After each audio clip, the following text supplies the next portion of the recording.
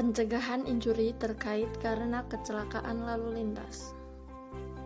Upaya pencegahan cedera kepala pada dasarnya adalah suatu tindakan pencegahan terhadap peningkatan kasus berakibat trauma. Berikut adalah upaya yang dilakukan, yaitu pencegahan primer dan pencegahan sekunder. 1. Pencegahan primer. Pencegahan primer yaitu upaya pencegahan sebelum peristiwa terjadinya kecelakaan lalu lintas, seperti untuk mencegah faktor-faktor yang menunjang terjadinya cedera. Misalnya, A.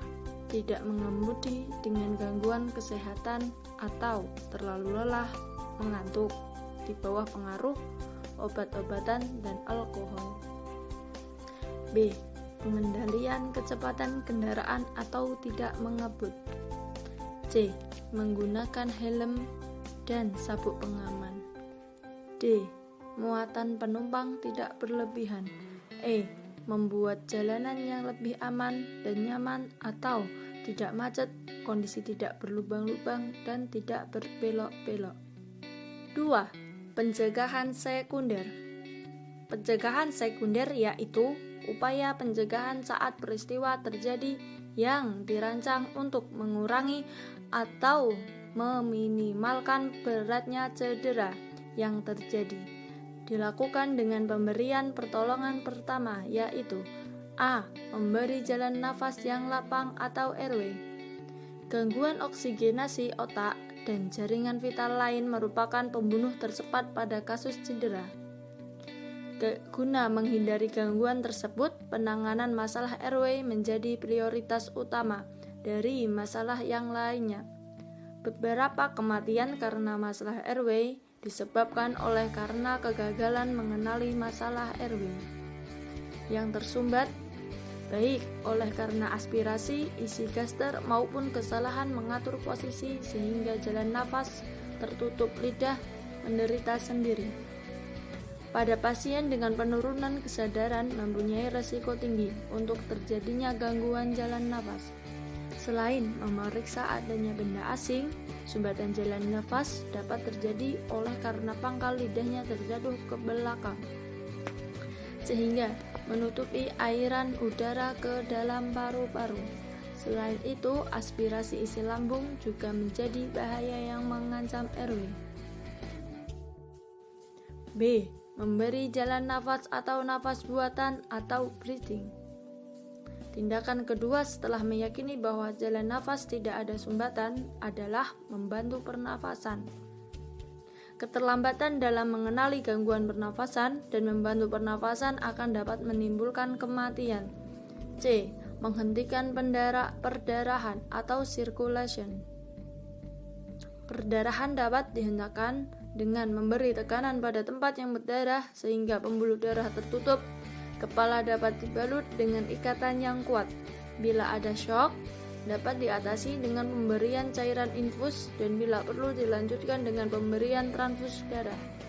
Shock biasanya disebabkan karena penderita kehilangan banyak darah. Selain pemeriksaan airway di atas, diperlukan pemeriksaan yang lain, yaitu A. Anamnesis. Sedapatnya dicatat apa yang terjadi, di mana, kapan waktu terjadi kecelakaan yang dialami pasien. Selain itu, perlu juga dicatat tentang kesadarannya, luka-luka yang diderita, muntah atau tidak, adanya kejang. Keluarga pasien diminta keterangan tentang apa yang terjadi. B. Pemeriksaan fisik umum. Pada pemeriksaan fisik dicatat tanda-tanda vital, yaitu kesadaran nadi, tensi darah, frekuensi, dan jenis pernafasan serta suhu tubuh. Tingkat kesadaran juga dicatat, yaitu komposmentis atau kondisi segar bugar, apatis, somplomen atau mengantuk, sopor atau tidur, atau koma. Selain itu dapat pula dilakukan dengan GCS. C. Pemeriksaan neurologis. Pada pasien yang sadar dapat dilakukan pemeriksaan neurologis lengkap. Pada pasien yang berada dalam keadaan koma hanya dapat dilakukan pemeriksaan objektif. Bentuk pemeriksaan yang dilakukan adalah tanda perangsang meningen yang berupa tes kaku kudu, hanya boleh dilakukan bila kolumna vertebralis cervicalis atau ruang tuang leher normal. Tes ini tidak boleh dilakukan bila ada fraktur atau dislokasi cervicalis. Selain itu, dilakukan perangsang terhadap sel saraf motorik dan sensorik atau nervus cranialis. Saraf yang diperiksa yaitu saraf 1 sampai saraf 12, yaitu nervus 1 atau olfactoris, nervus 2 atau opticus, nervus 3 atau oculomotoris, nervus 4 atau trochlearis, nervus 5 atau trigeminus, nervus 6 atau abducens, nervus 7 atau facialis, nervus 8 atau octavus, nervus 9 atau glossopharyngeus, nervus 10 adalah atau vagus, nervus 11 atau spinalis, nervus 12 atau hypoglossus, nervus spinalis atau pada atau lidah, dan nervus hypoglossus atau pada otot belikat berfungsi sebagai saraf sensorik dan motorik. D. Pemeriksaan radiologis. 1. Foto ronsen. Foto ronsen polos pada cedera kepala perlu dibuat foto ronsen kepala dan kolumna vertebralis cervicalis film diletakkan pada sisi lesi akibat benturan. Bila lesi terdapat di daerah oksipital, buatkan foto anterior posterior. Bila lesi terdapat di daerah frontal, buatkan foto posterior anterior. Bila lesi terdapat di daerah temporal, parietal atau frontalateral, kirim film lesi diletakkan pada sisi kiri dan dibuat foto dari kanan ke kiri. Kalau diduga ada fraktur basis krani, maka dibuatkan foto basis krani dengan kepala menggantung dan sinar ronsen terarah tegak lurus pada garis antar angulus mandibularis atau tulang ragang bawah. Foto kolumna vertebralis cervicalis dibuat anterior, posterior, dan lateral untuk melihat adanya fraktur dan dislokasi. Pada foto polis tengkorak, mungkin dapat ditemukan garis fraktur dan faktur impresi. Tekanan intrakranial yang tinggi mungkin menimbulkan impression digitae. 2.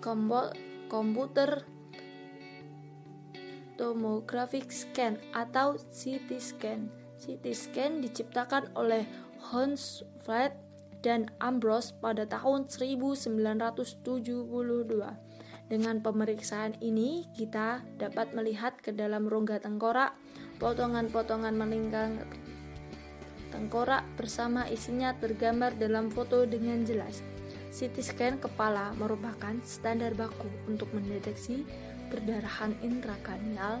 Semua pasien dengan GCS kurang dari 12 sebaiknya menjalankan pemeriksaan CT scan. Sedangkan CT scan lebih dari 12, CT scan dilakukan hanya dengan indikasi tertentu seperti nyeri kepala hebat, adanya tanda-tanda fraktur basis krani, adanya riwayat cedera yang berat, muntah lebih dari 1 kali, penderita lansia atau lebih dari 65 tahun, dengan penurunan kesadaran atau anemnesia, kejang, riwayat gangguan vaskuler, atau menggunakan obat-obatan antikoagulan, rasa bal pada tubuh, gangguan keseimbangan atau berjalan, gangguan orientasi berbicara, membaca dan menulis. 3. MRI atau Magnetic Resonance Imaging. MRI adalah teknik pencitraan yang lebih sensitif dibandingkan dengan CT scan.